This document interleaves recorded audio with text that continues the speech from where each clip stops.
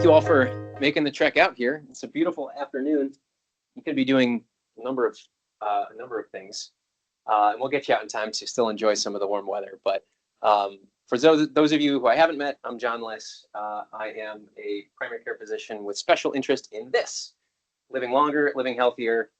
I'm going to try and go through some of the information, and to do sort of I guess what you might call a deep introduction into the space.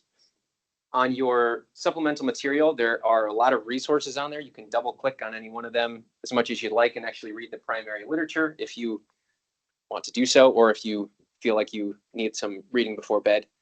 Sometimes can be sleep inducing. But again, thank you all for coming out.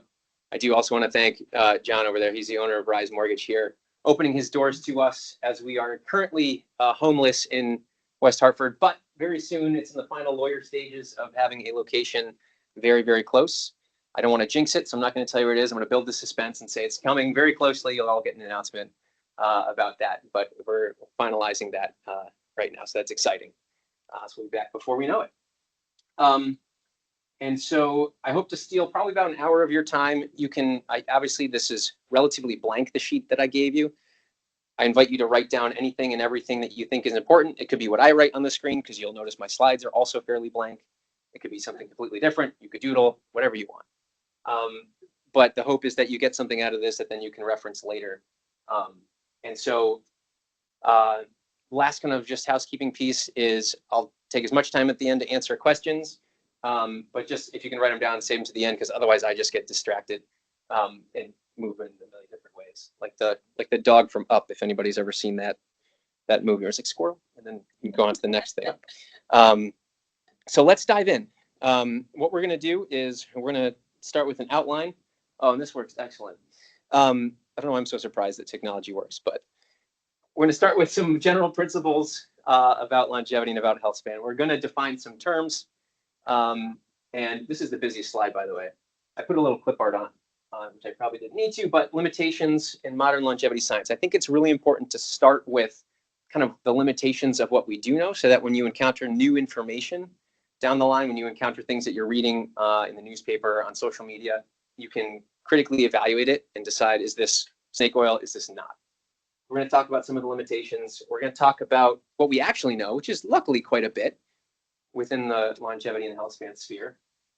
We're going to talk about what sort of is snake oil, or what I'm doubtful about at best, and I kind of handpicked a few things that are very popular these days to talk specifically about using some of these principles that we'll mention.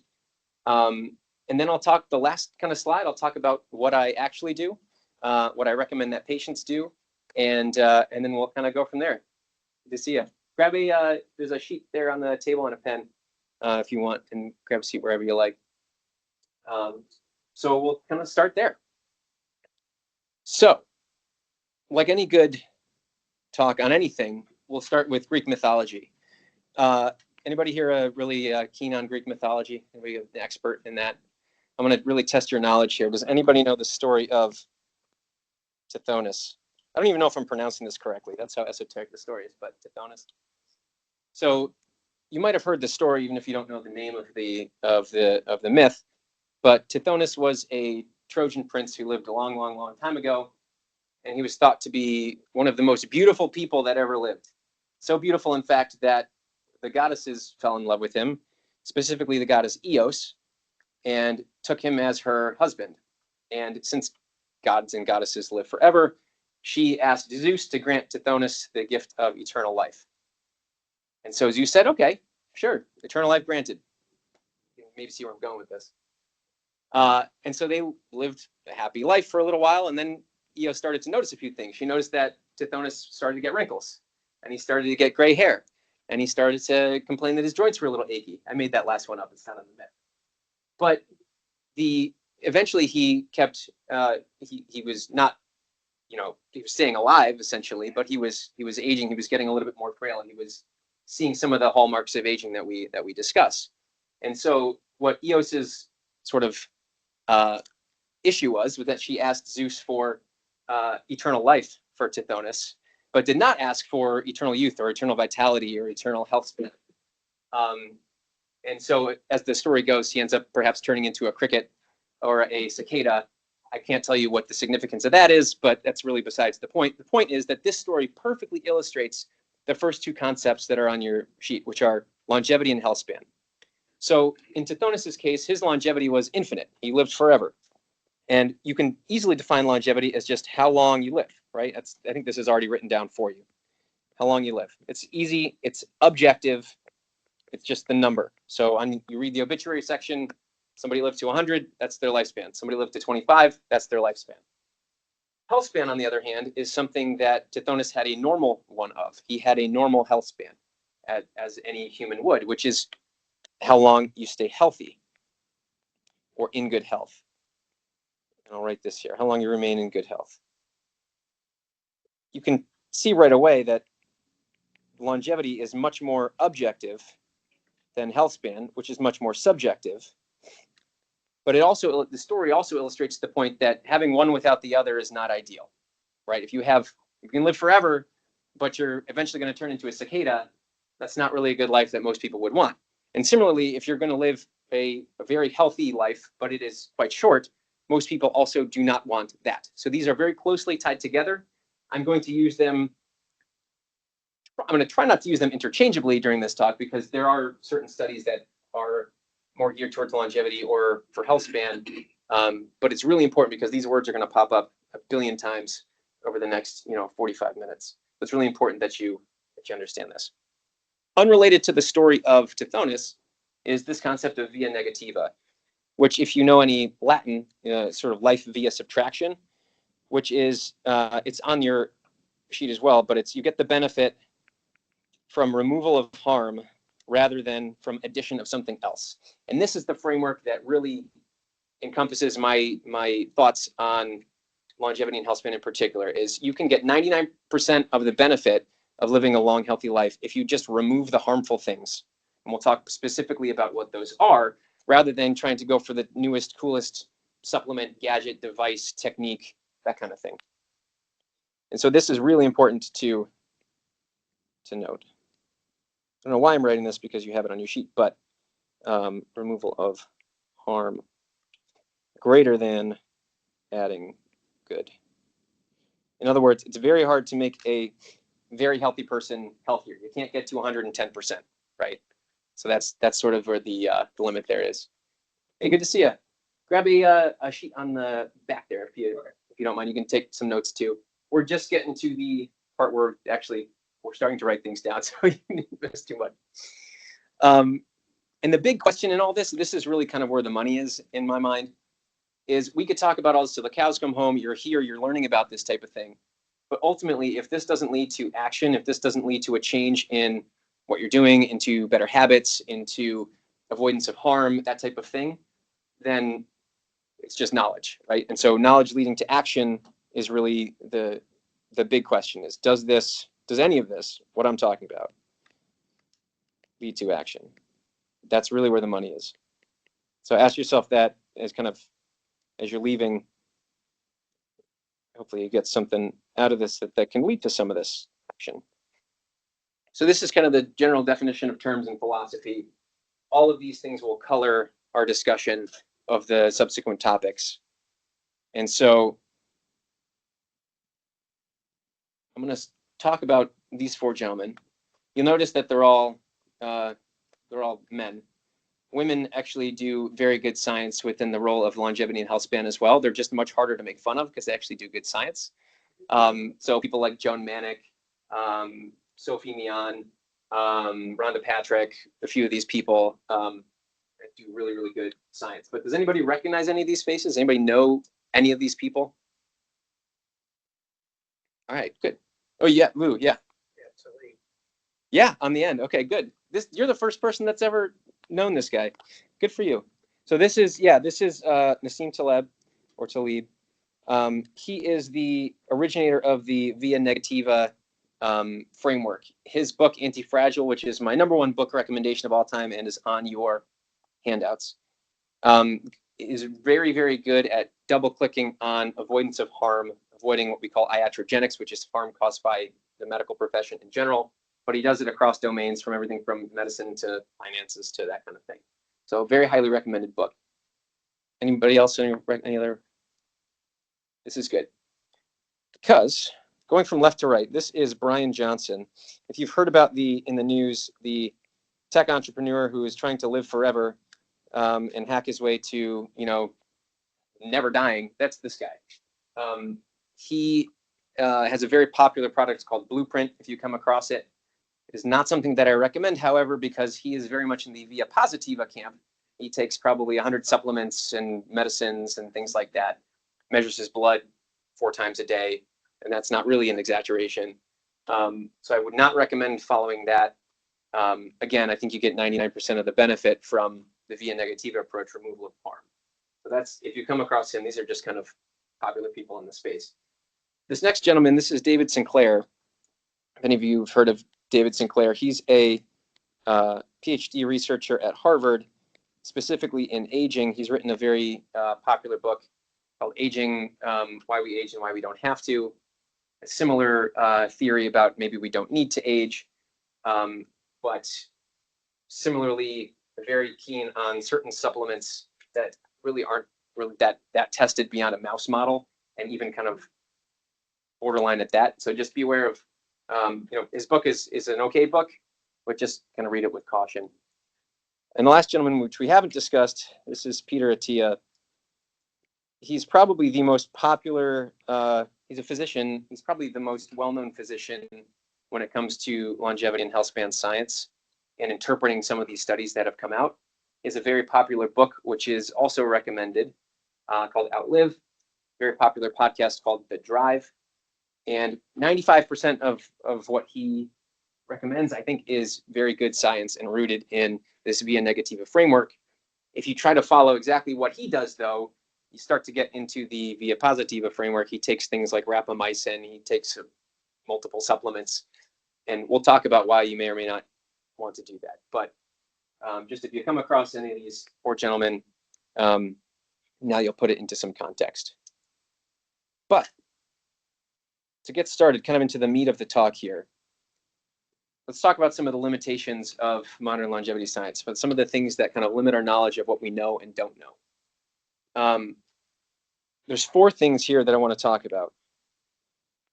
And I'll try and space this so I can, is that big enough so people can see? Okay, good. So the 4 limitations, the first limitation is that it is very difficult, as I kind of alluded to, it's very difficult to define Healthspan in particular. Again, very easy to define lifespan, very difficult to define Healthspan in a way that is objective. Because for one of you, Healthspan might mean, I'm in good health if I'm able to live independently and take care of myself without others caring for me. For others of you, it's I'm in good health if I'm able to run 26 miles a day, right? For others, I'm in good health if I'm just alive. My quality of life doesn't really matter as long as I'm around family and, quality of. So it's you can see there's a very wide spectrum of Healthspan and how we define Healthspan. So when we put that into a clinical study where we have to be very rigorous about what we study, which definition do we pick? It's very difficult to decide that. You kind of have to pick one and run with it. But then how do we interpret that if a patient does not share that same goal? So that's one of the limitations there. Another limitation is that there are just so many variables. If I went around the room and asked each of you to name something that you think is probably good for living longer and healthier, I'd probably get 20 different answers, but all in the same, pretty good answers. Maybe I'd get a lot of overlap. But even if we pick some of the obvious things, I'm going to be very broad here intentionally, eating right, exercising, and sleeping well, those kind of big 3 that people talk about. If you kind of examine each of those to get to which variable you're actually going to study, it becomes a fractal. Each one of those variables has subvariables, and each one of those subvariables has subvariables, and which one of those do you pick to study? It makes it very difficult actually to do really good science in this, because a topic such as, sleep is actually very complicated. Are we talking about total sleep duration? Are we talking about the phases of sleep, deep REM, shallow sleep? Are we talking about sleep overnight? Are we comparing to sleep if you sleep during the day? Are we adding naps into that? How do we study that in an objective way? And it makes the science very complicated. So this is to say, beware of studies that say something, a very broad subject, something like sleep improves your, I don't know, risk of dying by X%, something like that, a very broad statement. Just beware of those kind of broad statements. In that same vein, there is, oh, I don't want to erase that. There's really so much snake oil here.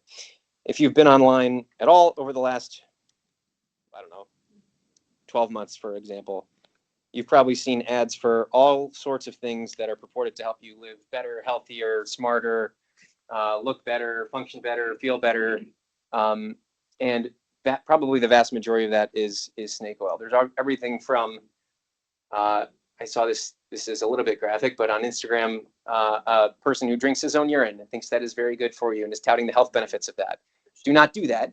That should be obvious, but please don't do that. But that's just to say that these people have a platform, they have a voice, and that's a very extreme example, but there are other smaller things, less kind of obvious things that are very popular and sometimes cloud the picture because they're so popular of what we should and should not study. And the last limitation here is the time scale needed to study this successfully. If we're talking about longevity and you're talking about humans, you have to study them for decades. If you're talking about a mouse or mice in general, they live for about 2 to 3 years. That's still quite a long time in science, in kind of basic science. Unfortunately, we're either translating data from animals to humans, typically because they don't live as long, or we're just trying to study humans within a short period of time where we might not see the effect size until long down the road. This problem could be solved if we had a biomarker for aging. You go to the doctor, you get your sugar checked. That's a number, a blood test number, it's objective, it's there. If we had a number like that, like your aging number is 5, just picking a number, and we did this intervention for 6 weeks, now your aging number is 4. Great, we know that you are aging not as fast. This is a good thing for you. Let's write up the study. We don't yet have that. There are a lot of companies working on this, but as of right now, we do not have a biomarker for aging, which makes it very difficult for us to study this in a short time frame. And again, given all these, this is what compounds the difficulty of studying longevity and health span in particular. These are kind of the 4 big limitations. But despite this, there is actually a lot that we do know. There are really 8 big things that we know beyond a shadow of a doubt within longevity and health span science. One is we know what kills us.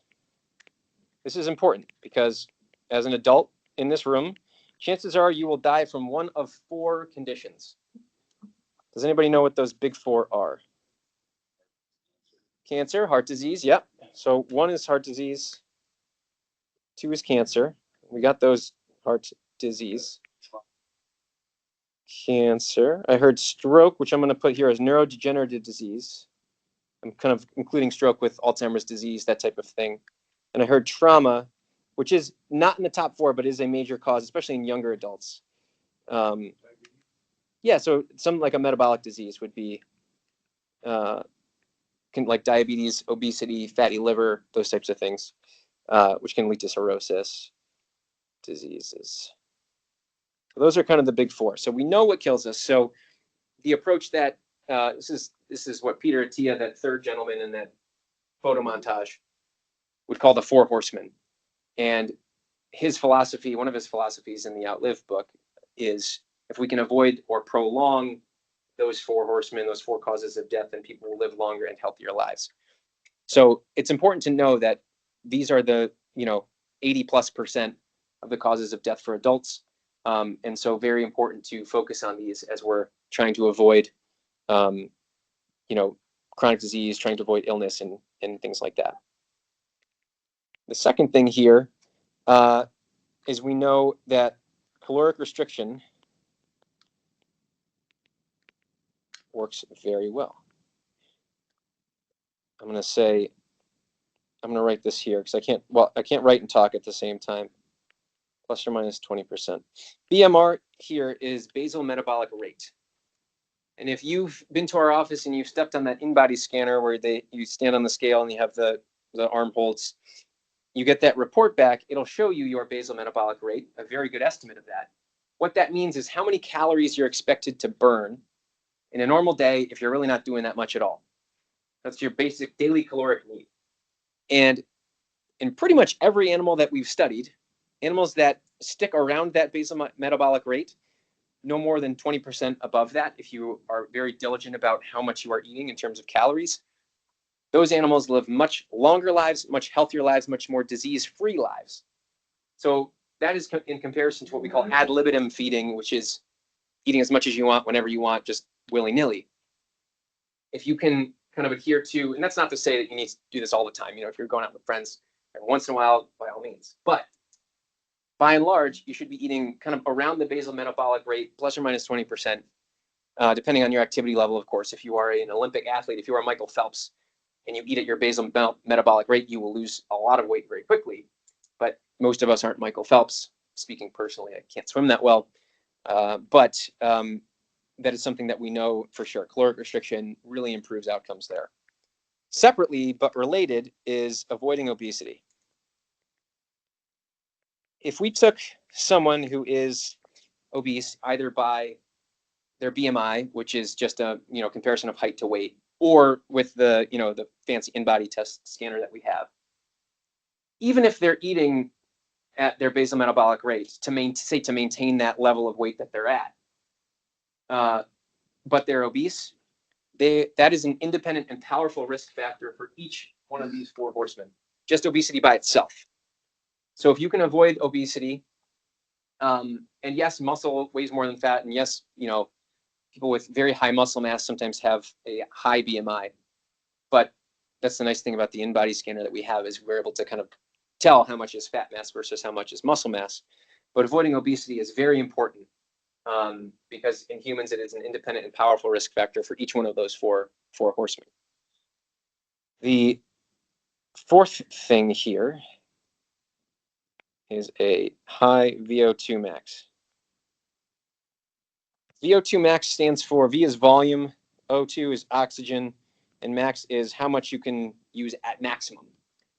This is a test that we can run, but it's not necessarily the number itself that matters. It's what the number represents, which is sort of your body's horsepower, you can think of it as, to use a car analogy. It's basically your level of heart and lung fitness, of cardiorespiratory fitness.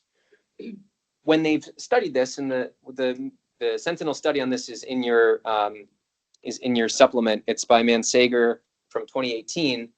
They compared people in sort of 5 groups, 1, 2, 3, 4, 5, split into the VO2 max for age. The lowest 20% is group 1. The highest 20% is group 5. Higher is better. When you compare group 5 to group 1, the group 1 cohort had a 400% higher risk of death.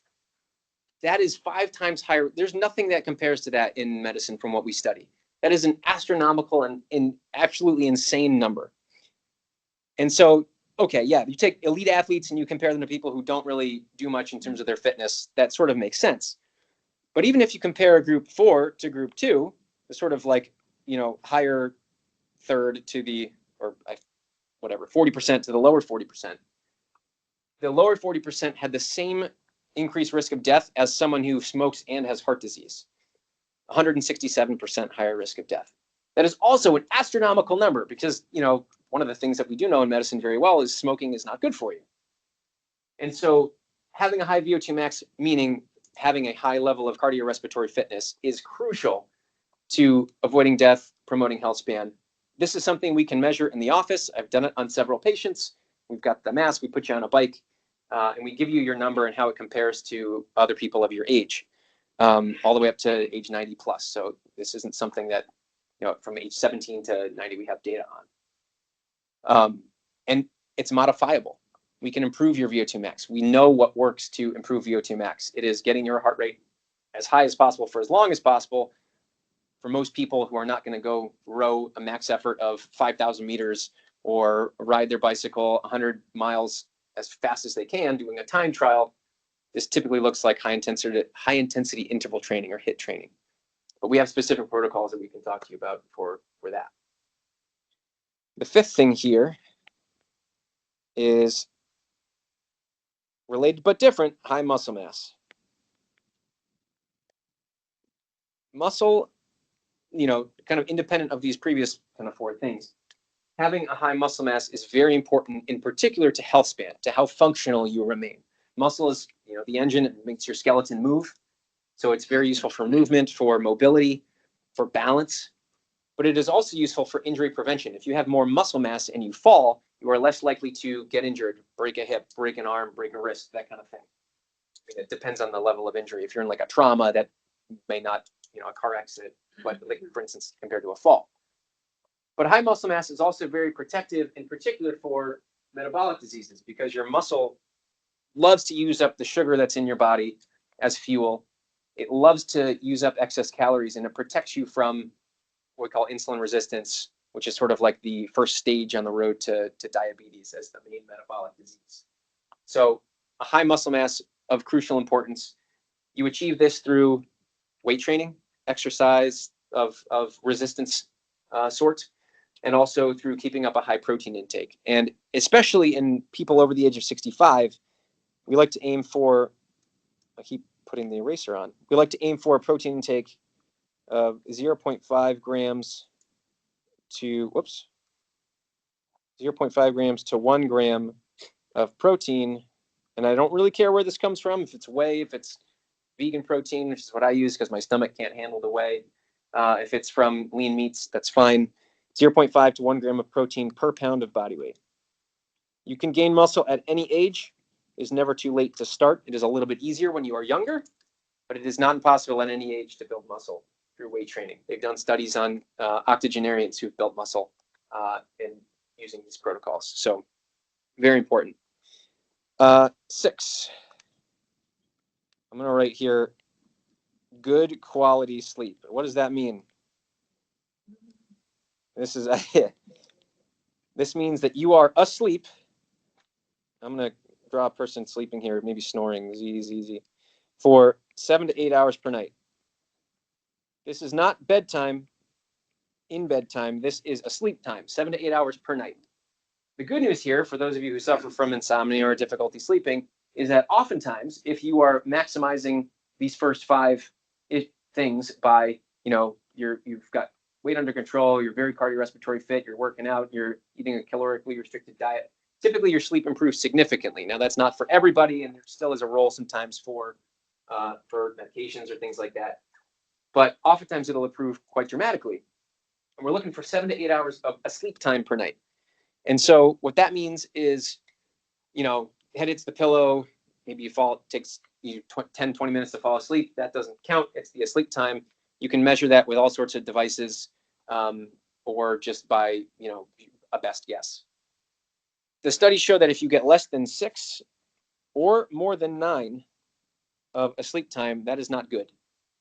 I don't necessarily know the mechanism of why the greater than 9 would cause higher risk of death. It may just be an association because people sometimes with neurocognitive disorders, even early neurocognitive disorders, sometimes sleep a lot more. But we're looking for the sweet spot of 7 to 8. Most people err on the side of getting far less than that. So this is usually not an issue we have to tackle. Usually we're getting people who are less than 6 because sleep's often the first thing we sacrifice for the expense of going out with friends, hanging out with family, watching that new Netflix show, that kind of thing. So have to be continuous. 3 hours, for an hour, go back for 2 that's hours. a good question. Ideally continuous, but it can be kind of additive as long as you're getting spurts that are longer than 90 minutes at a time, as long as it's not so fragmented. So you're getting a full REM cycle in there. Good question. And then, so that's the sleep piece. Next on here, I'm going to leave room for number 8. Staying social and avoiding isolation. Extremely important, especially in older persons who friends move away or pass away. This is very, very important. Humans are social creatures. Think of us as like nodes on the internet. We're not really that useful unless we have other nodes to connect to, right? If you are isolated, if you are like loneliness is sort of a term that we use, is actually a powerful risk factor for early death, in particular, horseman number 3, neurodegenerative diseases. if you are, say you're very lonely, but you're reading a lot and you're doing the crossword and you're Sudoku or like some of these proverbial, mentally active things, but you're lonely, it's still a detriment overall. Those things aren't protective enough to overcome loneliness and isolation. So very important to be around other humans in a setting like this where we're face to face. You can read body language, you can be around other people. If you can't do that, then video chat's probably the next best thing. Phone's the third best thing. Text doesn't, I don't know, sort of counts, but not really. But staying social and avoiding isolation, really key here. And then last, which I'm going to write, is medication. I mentioned earlier that there is nothing that will make a healthy person healthier. I have no medication, I have no magic pill, I have no shortcut in that vein. But if we've proven that you have a dysregulation somewhere, you have coronary artery disease, you have diabetes, you have extremely high cholesterol, you have, take your pick. In those cases, medication is known and proven to improve both lifespan and health span. So this is basically to say that nobody really likes being on medications, but if you're going to be on one, make sure that we have a darn good reason to do it. And if you're, most of the time, I feel like I typically do have a darn good reason to do it, but I don't mind when patients question it, because it's a discussion worth having. Do we need to have you on medication? Oftentimes the answer is yes, we need to have you on medication, but there is no medication that if you are perfectly healthy, you're maximizing all of these, 2 through 7, and you're like, should I take X to make myself healthier like Brian Johnson would do? The answer is no. Don't do that. Save your money, save the risk. So this is what we know. These are the kind of the big 8, so to speak, in terms of what we know. Some things are murky. We're going to kind of dive into a little bit of some of the murky data using specific examples, and then we'll again finish up with what I recommend that patients do, what I actually do myself, and then we'll take the questions at the end. So things that are murky. The first thing is blue zones of health. Does anybody know what this is? What are the blue zones of health? Does anybody know? I just heard of that. Yeah, so yeah, very, very close. There are areas in the Mediterranean that are included in the blue zones of health, but there are areas around the world where people tend to live sort of extraordinarily long and healthy lives, disease-free lives. Places include Loma Linda, California is the only place in the United States. There's a place in Costa Rica, I'm forgetting the town name right now. Sardinia, Italy, Okinawa, Japan. There's a few of them. Patients will often come to me and say, oh, I've read about the blue zones of health, and I'm trying to implement some of the things that they do, which are staying healthy and living longer. The problem here is that there's just too many variables to isolate any one. It's never really been studied in a scientific way. And so oftentimes when patients bring this up, it's really just an excuse to drink more wine, to be honest, because in a lot of these places they do, but in some of the places they don't.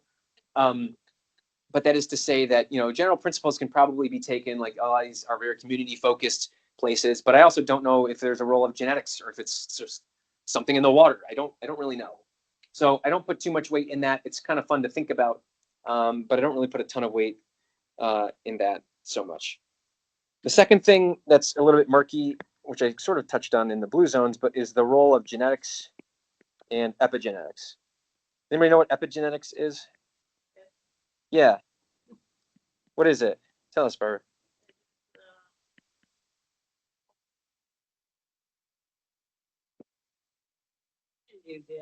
Exactly. Yes. And so genetics is basically your DNA code. It's your genes. Epigenetics is how those genes are interpreted, expressed, how your body decides which ones to turn on and off. And so there are a lot of direct-to-consumer tests now that will run your full genome. You can run every single base pair of DNA that you've got. The problem is, specifically within the sphere of longevity and health span, the problem is we don't know what to do with that. We can plug it into AI and ask ChatGPT, what do you do with this? But that doesn't know what to do with it either. There are specific cases where genetics is very, very useful, typically within the world of oncology, when we're looking at specific cancer genes or tumor genes.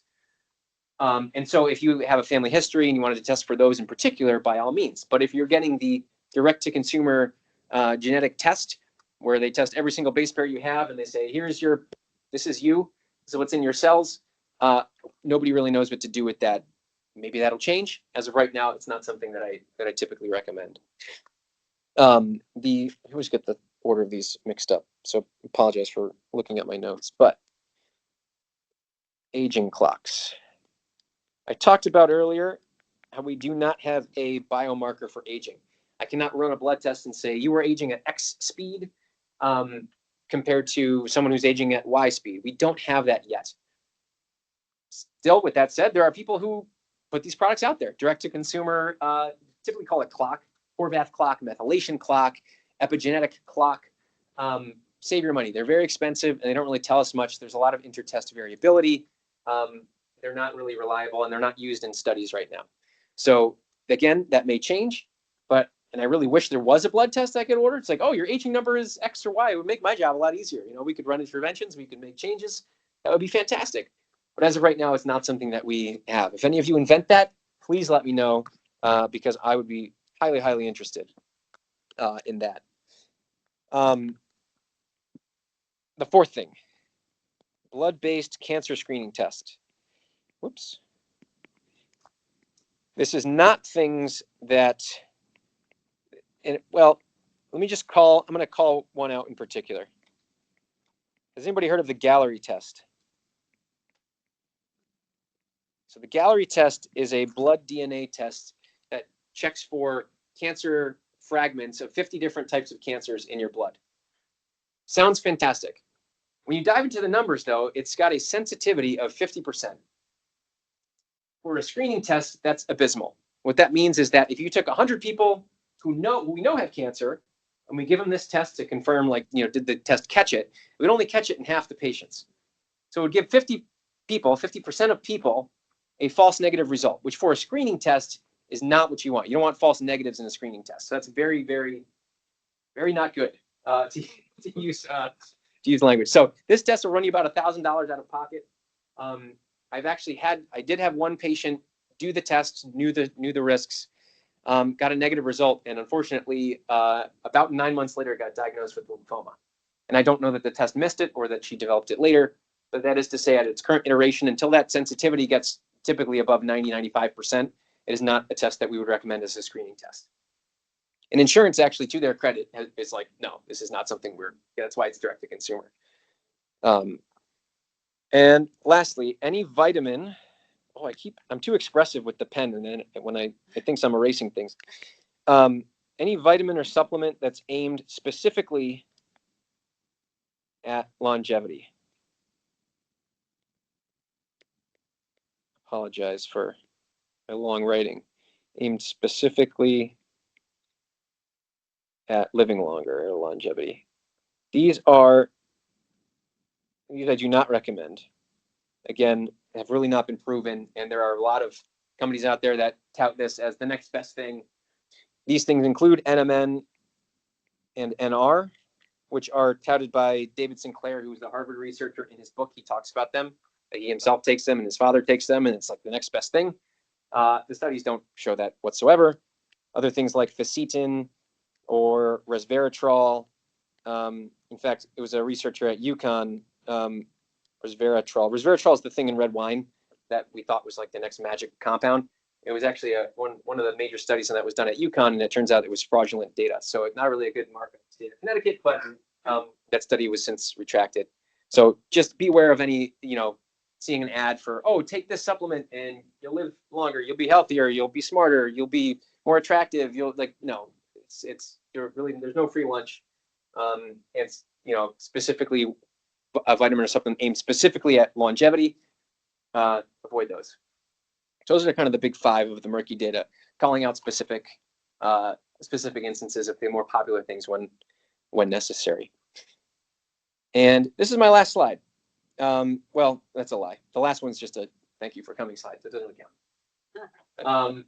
What do I think is worth doing, and what do I actually recommend? I think this is sort of where the money is. And in this, I'm going to discuss not only what I recommend that patients do, but what I actually do. And you're probably thinking, well, why the hell do I care what you do? But the answer is, and this is one of my key kind of guiding principles, is that the doctor's got to practice what they preach. Right? If I came in here and I was leading a stop smoking seminar and I was smoking a pack of Camels, you'd be like, this guy is completely full of it. Get him out of here. Same principle applies here. So if I'm recommending things for you to do, I should also be doing them myself, exposing myself to the, first to be harmed from any potential harm. That's there. So that's why I make a point of saying that. So some of this is going to overlap with those 8 things that we talked about earlier. Some of it's a little bit different. This is just maybe a little bit more practical of an interpretation of that. But the first thing, which is probably the most boring thing in your mind, I enjoy doing them, but an annual physical. And you're like, okay, I already do that. Great. With blood work. This little, I shouldn't use abbreviations here, with blood work. If you go to a typical, preventive visit, they may order a few panels of blood. In my opinion, there are many more things that are worth checking. That's not to say that I order everything under the sun, because A, that would leave you with a giant bill from Quest Laboratories, and B, I wouldn't know what to do with half of that information. So we're very choosy in a good way, I think, about what we do and do not order, because we have to order things that we can change or manage, or things that change our management of patients, right? We can't just order things to, oh, that's curious, I'm interested to know about that, but it doesn't mean anything. No, we have to order things that we can do something about, right? So that's what I mean specifically within that blood work there. And I can, there are specifics that we can go through, or if you see me in the office, we can talk about those. 2, and I'm going to write 2 and 3 kind of simultaneously here, is body composition measurement and VO2 max measurement. Anybody know Peter Drucker? Yeah. Oh man, Peter Drucker's got more. I got to get these other celebrities on the same vein as Peter Drucker. But Peter Drucker, yeah, he's a management. He's written books about management. His one of his things is his, I guess, idioms or maxims is what gets measured gets improved, and I think that's absolutely true within the sphere of health span and longevity. Specifically, if we have things that we can modify, like VO2 max, like body composition, we can make your muscle mass higher or lower. We can make your VO2 max higher or lower. We can change your blood work, your sugar level, your cholesterol, things like that. So it's important to measure these things, so we're not just kind of in the dark giving a best guess. I think this helped you. Maybe it didn't. This is again why, if anyone can invent the biomarker for aging, you'll be very successful. Let me finish this writing. I mentioned earlier I got distracted easily, but gets improved. Okay. Good. So that is, that's that one. 4th, and this, in my opinion, should not be as controversial as it is, but vaccination. Vaccination, if you are very serious about living a longer, healthier life, you need to also be very serious about vaccination, because there are infectious diseases that you can easily die from, but that are easily prevented. And it's yes, there are potential harms from vaccination, but the benefits outweigh those harms. This is the principle behind hormesis. And hormesis is defined as taking small amounts of, in the literal sense, poison. It's from like ancient Greek. People used to take poison so they wouldn't get poisoned themselves, right? So like people in power. But taking a small amount of a harmful substance that your body then will react to with much more vigor than the initial insult, and protect you from that thing. So whether that is a poison in ancient Greece or Rome, or in modern days, whether that is a piece of a pneumococcal bacteria, or whether that is a piece of a virus or shingles or something like that, this is very important to do, and I'm up to date with all of mine as well. So I wouldn't tell you to do something that I'm not, again, doing myself. The 5th thing, avoiding hazards. This is broad, right? Avoiding hazards. What the heck does that mean? This is really one of the key principles of that Via Negativa framework that we discussed in the first slide, of removal of harm really is 95, 99% of the benefit from any one of these, from longevity and health span, rather. And so what are some hazards that you think we should avoid? I'm just going to make a list based on what you mentioned. I'll add a few of my own. Falls, good. Falls, and I'll add trauma to that, which is, if you're driving 90 in the, left lane, weaving in and out on a motorcycle, that is a hazard. Don't do that. So yeah, so falls and trauma, certainly. Yep. What else? Smoking, absolutely. Huge. Alcohol, yep. Recent guidelines have come out basically saying that less is more, but none is best. That is to say, if you're going out with some friends after this, for instance, or you're going out with your business colleagues to Le Mazet, you can have a cocktail. That's what I'm doing after this with Brandon and Nicole, who are over there, who I haven't introduced yet, but they are the founders of the practice. So they're here in the back hanging out. They've heard this a few times though. So yeah, but less is more, none is best.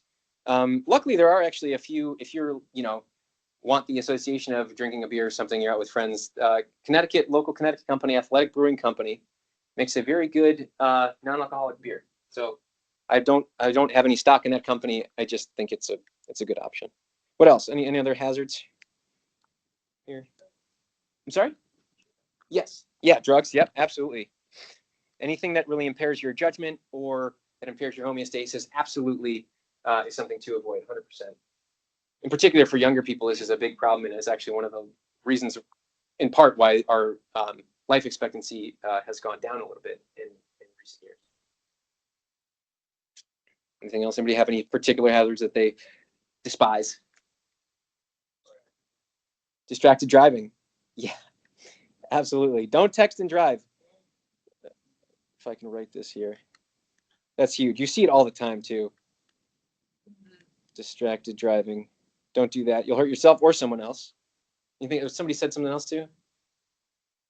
No. Well, you're counting things like inactivity. I am counting things like inactivity. Very good. It's almost like you read you got good eyesight. What I wrote here is a sedentary lifestyle is a hazard.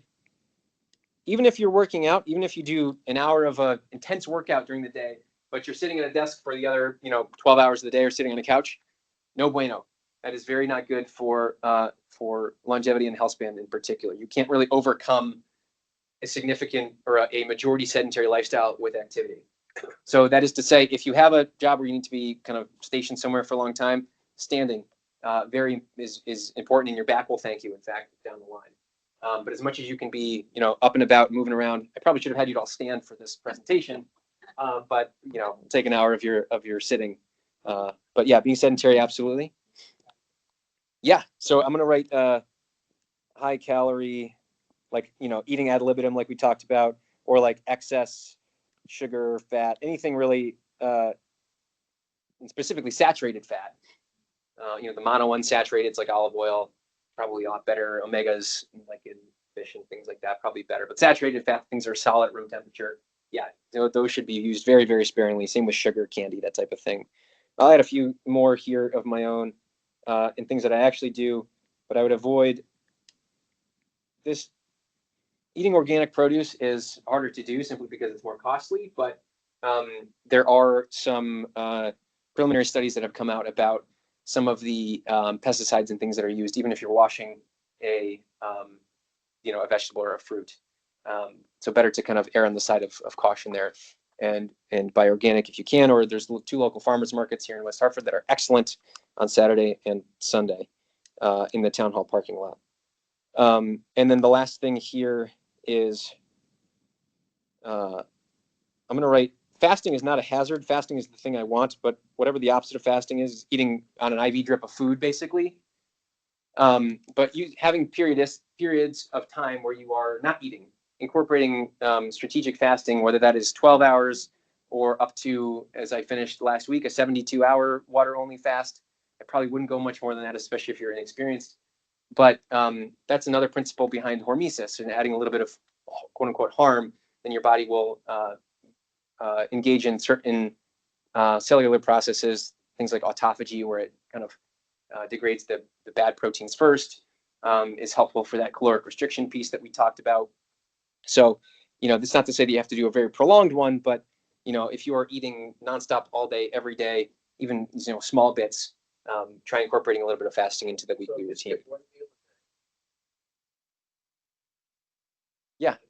not a problem. And in most cases is a good thing. We can certainly talk about specifics, because not for every patient, right? If somebody is on, insulin or something like that, it's obviously a different story. But for most people, yes, it is something that we definitely recommend. And there's a reason why fasting is really in every major religion. If you think about it, dating back thousands of years, it incorporates some form of fasting in its most orthodox sense. So it is definitely something that that I do myself, and I recommend patients do periodically. 6 here, and there are 7. Protecting sleep. You got to do this. Protect your sleep. When you go home tonight and you want to watch, what's tonight? The Stanley Cup Finals. And it's going to the 3rd period, and it's a great game. Maybe turn the TV off, record it, watch it tomorrow morning. You really got to protect that sleep. That 7-8 hour window of sleep time is really useful. If you need something to track it, I just started using this thing. It's a Whoop. It'll track your sleep via movement. You don't really need to do it. This is more of a Hawthorne effect thing, which is Hawthorne effect is if you think that you're being measured, your behavior will improve. So this is just a way of keeping myself accountable more than anything. But protecting your sleep at all costs is really important. This means that the lights are off in the room. This means you're not having alcohol before bed. You're not eating right before bed. That you are not having caffeine in the afternoon. That you're not using a screen 2 hours before bed. That's the hardest one for people typically. And you're only using your bed for, the S's, right? Sleep and sex. And so you're not just like doing work in the bed on your computer during the day, associating that with, to kind of condition your brain into, oh, this isn't a place I need to sleep. So protecting your sleep at all costs. There is, in fact, if you can't make it in person, it should be recorded, I think. But we're hosting a sleep class as well to kind of double click on specifically sleep hygiene, some of the practical things you can do rather to improve your sleep. And that's on, I forget the date already, but June 18th. But if you can't make it up to that, to our location up in New Milford, I think is where it is, then it'll be recorded as well. And then the last thing here is in certain populations for Healthspan promotion in particular, again, I mentioned that there's no supplements that are for longevity, but for Healthspan promotion in particular, in certain patients, using creatine as a supplement for muscle building. If you're not getting enough protein, or especially if you have sarcopenia, which is low muscle mass, using creatine supplementation at 5 grams of monohydrate per day, very safe and effective for most people, unless you have really end-stage kidney disease. And in certain patients, vitamin D supplementation, especially in the wintertime when we're not getting sunlight. That's how a lot of us get vitamin D. But this isn't necessarily a recommendation for all patients at all times. This is typically something that we'll talk about with patients and say, hey, we're seeing your muscle mass needs to go up a little bit to help promote Healthspan. You considered something like a creatine supplementation.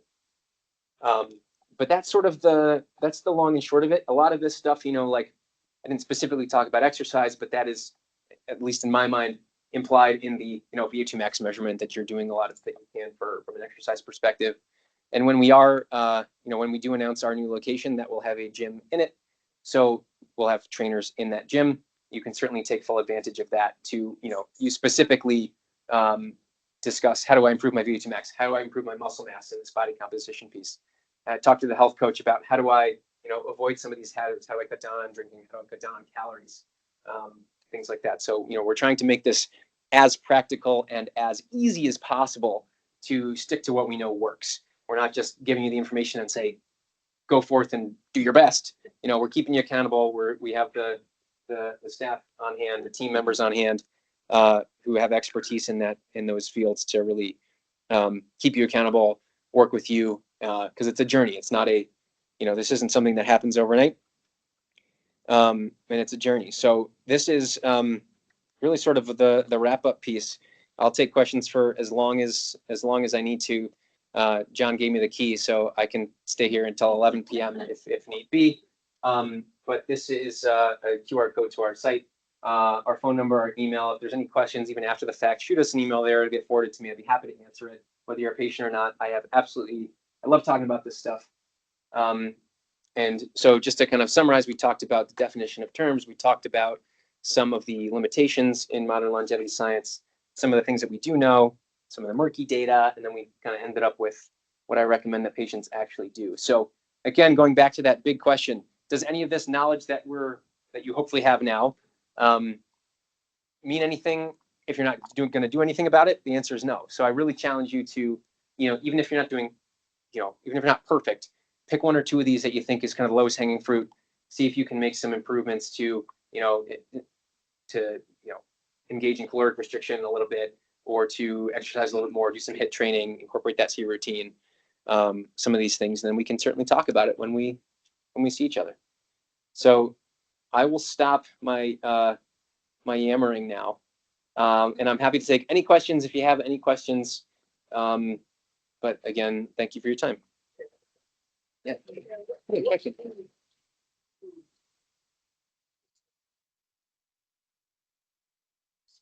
Good question. So the question is, what food should we specifically put in our diet on a weekly basis? I think that there is some, I can give you some general principles, I think, and if you're asking for like, specific foods, it's a little harder to answer just based on people's tastes and what they can and can't tolerate. But I think as a general principle, you can eat and this is what I do, as many vegetables as you want. I don't care. Go nuts with vegetables. That should be the most of volume of your plate by far is vegetables. The next biggest, and you can really, as much as you want, put some olive oil on it, tomatoes, carrots, but eat until you're nauseous. I mean, you don't have to. It's really impossible to meet that basal metabolic rate just by vegetables. That's why I say that. 2 is protein. Protein is really important. So whether that is through protein supplementation through a protein shake or a protein bar, ideally you're getting that through whole food sources. If you're like me, I don't really eat that much meat, so I do supplement with a veggie protein powder that's better on my stomach. But making sure you meet that kind of 0.5 to 1 gram of protein per pound of body weight per day is really important. And I would start at the low end of that, otherwise your GI system is going to be mad at me. But start at the low end of that. And if you meet just those 2 general criteria, and when you're picking meat, pick generally lean meats, ones not with a lot of fat in them. Fish and chicken are kind of my go-to recommendations. A little bit of red meat it's typically not bad if you're doing it sparingly, and as long as it's a lean cut and you enjoy it. And then beyond that, you're kind of looking to minimize. I mean, carbs are not the enemy, but you don't want to have a lot of carbs. You don't want to have a giant portion of pasta, rice, bread. And if you are eating a lot of vegetables and eating a lot of protein, if you're making that 0.5 to 1 gram of protein per day, you're not going to have much room for much else, to be honest. You're going to kind of feel full. You're going to feel satiated for a long time. So if you can meet those first 2 criteria, often everything after that is really not that difficult to make healthy choices with like small bits of other things that you enjoy. Walnuts are fairly high in fat. They can be very calorie dense. So if you're eating a lot of them, sometimes you will, it can sneak up on your basal metabolic rate there. I mean, nut in particular. They're generally very healthy though, and I have no problem if patients use them on a salad or incorporated with other foods. Potatoes are interesting because if you had to, if we're in the apocalypse and you had to pick one food to eat for the rest of your life, potatoes will give you everything you need. So it's like a superfood.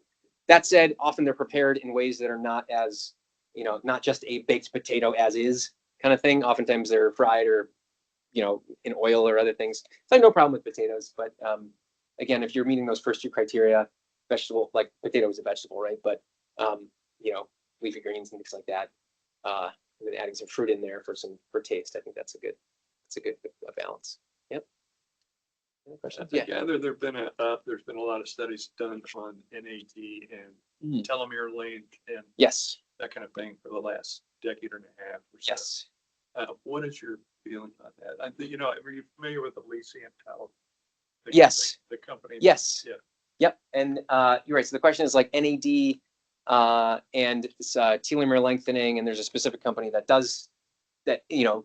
I guess markets themselves as being able to modify those things.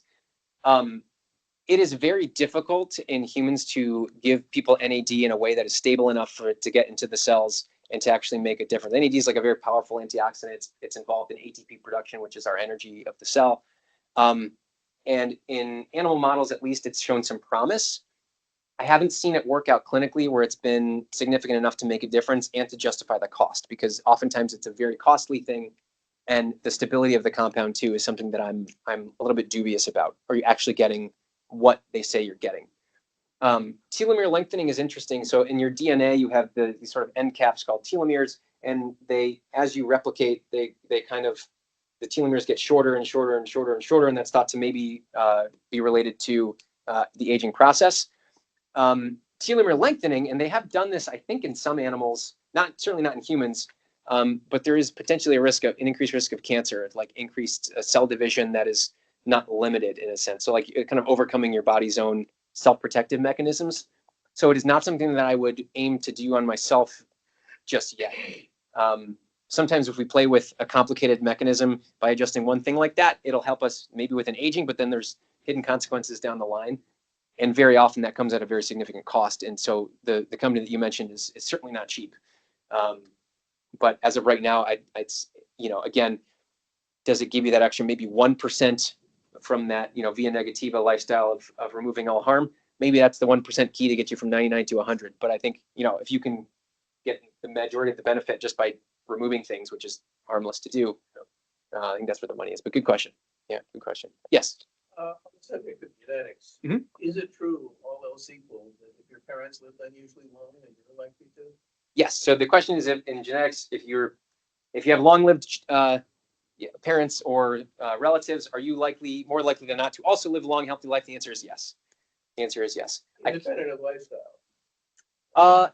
Well, to an extent. It's not like you can't go, full tilt, but yes. What I'm saying is, same lifestyle. Yes. Then I would say, right, if you have a similar lifestyle, you're not going out and doing a lot of these extreme things with hazards, I think then yes, the data are pretty clear. And I don't necessarily know mechanistically why. Again, our role of genetics, and if I got your DNA, I wouldn't necessarily know what to point to say that that's the key here, because it's a very complicated thing. But yes, in your case, if you're asking, like, if you have a similar lifestyle to someone who's very long lived and share the same genes, or at least 50% of their genes, the chances are more likely than not. Although I still think it's worth maximizing everything right here just to be safe, right? But yeah, I don't want to get like this on the extreme side of that, like I'm invincible and going out and doing whatever. But I know you wouldn't do that. But good question. Good question. So at what point would you consider throwing in the towel, so to speak? If you have elderly people tend to lose weight. Yes. Actually, their appetite tends to disappear. I mean, I had a father that did this. Mhm. So it's like here's a pint of Ben and Jerry's, go at it. Yes. Because in an attempt to keep his weight on. Yeah. So what's your feeling? It depends sort of on what the patient themselves kind of, if they're just like, I don't really care much about this. You can't force the subject. But if a patient is willing to, unless they meet criteria for hospice care, I don't think it's too late. That is to say, there's always even small things that we can do. And again, they've studied this in people who've started weightlifting in their 80s and started eating a high muscle mass, and people who are, in a short period of time, rather, their VO2 max will increase by even 50%. And so it is, I do not think it's necessarily ever too late, again, unless it's something really dire going on. Yeah. Do you have any thoughts on cancer screening? Good question. Lung cancer screening for people who haven't smoked. That's a dicey one, because lung cancer specifically adenocarcinoma, can present in people who are non-smokers. The screening for that, though, involves a little bit of radiation, typically a low-dose CAT scan. And so we're weighing the radiation we're giving people with the chance of finding something, and finding something early. I'd say, probably in the vast majority of people, it's not something that I would typically opt for. I think the risk of repeated radiation is probably a little bit too high. Some people might disagree with me on that, but I think at least the USPSTF guidelines say we don't screen people at least with a lung CT. I don't know of any other screening method, like a chest X-ray, which is low radiation, is not very good at capturing early things like that. That's potentially where a blood test might be useful if this Gallery thing will get off the ground and improve their specificity, or sensitivity rather. But as of right now, it's usually not something that I recommend patients get who are non-smokers, who don't have that risk factor. Family history, sure. If you have a strong family history of lung cancer in non-smokers, yeah, absolutely. But if you're at quote unquote average risk, I don't think the juice is worth the squeeze.